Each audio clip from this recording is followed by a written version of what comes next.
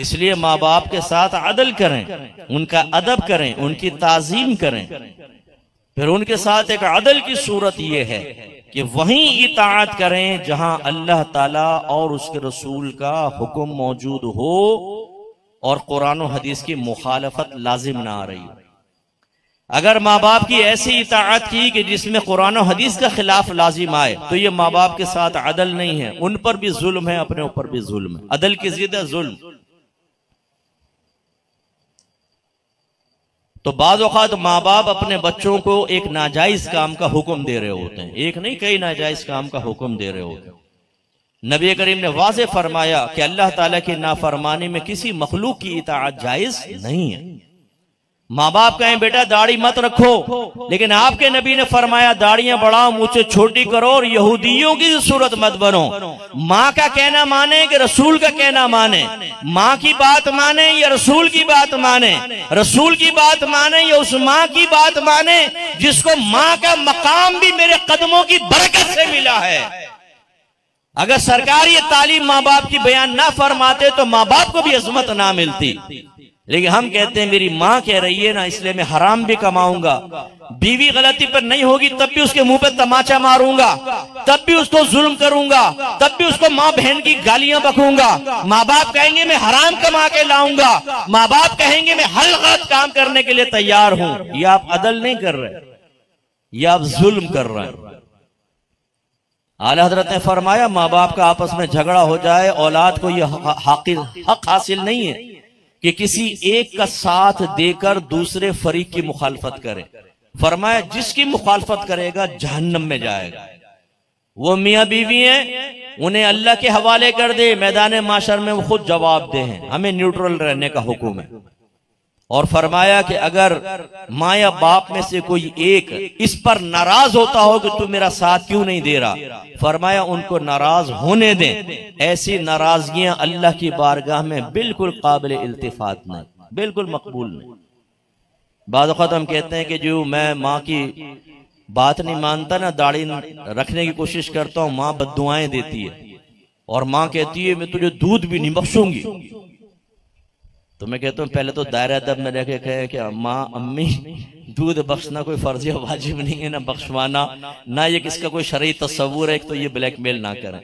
दूसरी बात यह है कि आपकी अजमत अपने मकाम पर, लेकिन मेरे आका ने फरमाया तो मैं तो वो कहना मानूंगा, बाकी आप हुक्म फरमाया। अब लेकिन जब माँ कहती है अल्लाह करके तेरा बेड़ा गर्क हो जाए, तू मर जाए, तेरी टांगे टूट जाएं, तेरी औलाद मर जाए, तेरी हम कहते रे बाप रे इतनी खतरनाक बद्दुआएं।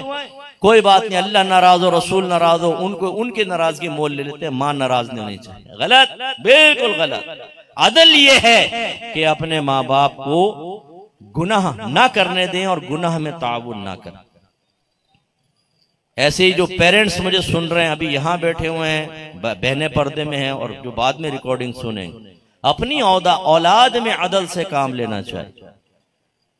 सरकार ने फरमाया अपने औलाद में अदल से काम लो, चाहे बोसा देने में। लेकिन हमारे यहाँ लड़का पैदा हो अंदर से भी खुशी होती है ना चाहते हुए भी, और मिठाइयां तकसीम हो रही हैं, फूलों के हार, घर सजा लिया। और बेटी अगर हुई तो बास तो थोड़ी बहुत मिठाई तकसीम की ज्यादा खबर में नहीं देते कि भाई मुबारक हो बेटी पैदा हुई ना। बेटा पैदा हो तो 50 को मैसेज करेंगे, बेटी पैदा हो तो ना बस कोई पूछ ले क्या हुआ जी, माशाल्लाह बेटी पैदा, अच्छा अच्छा भाई ठीक है। सामने वाले भी एक फंटर होता है, बेटी पैदा हुई, चलो माशाल्लाह, अब फिर लड़का भी हो जाएगा। ये क्या कर रहे तुम, ये तुम्हारा अदल इंसाफ है औलाद के बारे में।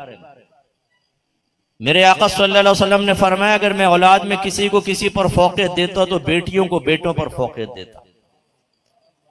सरकार के जितने साहबजादे थे बचपन में फौत हो गए, आपकी साहबजादियां ही जिंदा रहीं और आपकी नस्ल पाक, आपकी साहबजादी जिगर गोशा रसूल बीबी फातिमा रदी अल्लाह ताला अन्हा से चली है। खासा है मेरे आका सल्लल्लाहु अलैहि वसल्लम का और बीबी फातिमा का भी।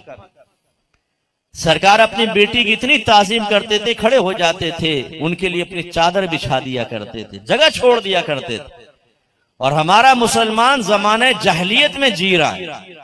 बेटी आए और बेटा आए तो बेटे को गोद में खूब प्यार किया, मेरा बेटा मेरा बेटा, बेटी के सर पे भी हाथ फेर लिया थोड़ा बहुत, बस बेटी खुद ये एहसास पैदा कर लेती है कि काश मैं भी लड़का होती तो मेरा बाप की मोहब्बत में मुझे अपनाइयत और शिद्दत वैसी नजर आती है जैसे भाई के लिए नजर आए। इसी तरीके से जो बेटा कमा कर लाए, जो बेटा यूके यूएस से चला जाए वो सबसे अफजल, और उसकी बीवी भी सबसे अफजल। और जो बेचारा भी निकम्मा निखट्टू है, थोड़ा बहुत कमा के लाए, उसकी बीवी सारा घर का काम करेगी। अगर मिट्टी का तेल भी मंगाना होगा यही बेटा जाएगा, दूसरा बेटा नहीं जाएगा जो जॉब करता है और माँ के हाथ पे तनख्वाह ला के रखता है।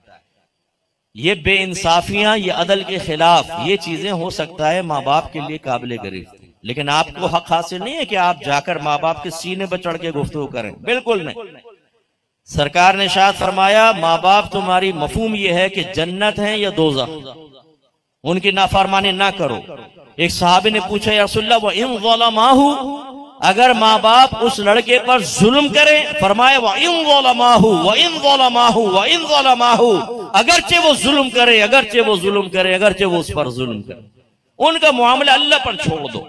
लेकिन अगर माँ बाप ये समझते हैं कि औलाद के साथ नाइंसाफियां करें, छोटी छोटी बात पर मार मार के उनकी कमर तोड़ दे, उनकी हड्डियां तोड़ दे, उन्हें सब खानदान वालों के सामने बेइज्जत और जलील करते रहे, ये हमारी प्राइवेट प्रॉपर्टी बन गई, हमारे लिए बेइंसाफी और जुल्म का कोई तस्वुर नहीं, ये गलत है। मैदान माशर में माँ बाप को खड़ा करके अल्लाह ताला हिसाब लेगा। अपनी औलाद के साथ अदल से काम ले, पैसों के उस पर ना तोलें, अपनी औलाद को जिन्स के ऊपर ना तोलें कि किसी को इज्जत दे रहे हैं किसी को जलील कर रहे हैं, बिल्कुल गलत। अदल और इंसाफ से काम लीजिए।